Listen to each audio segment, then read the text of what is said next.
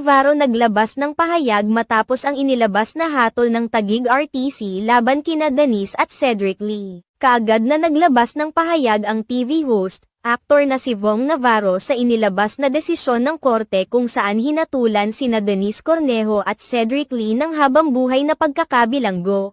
Labis ang sayang nararamdaman ngayon ng It's Showtime host na si Vong Navarro sa not among legal victory laban kina Cedric Lee at Denise Cornejo. Tuluyan nang inilabas ng Taguig Regional Trial Court ang kanilang hatol laban sa mga akusado na sina Cedric Lee, Denise Cornejo, Zimmer Raz at Ferdinand Guerrero nitong Huwebes ng umaga ng May 2, 2024.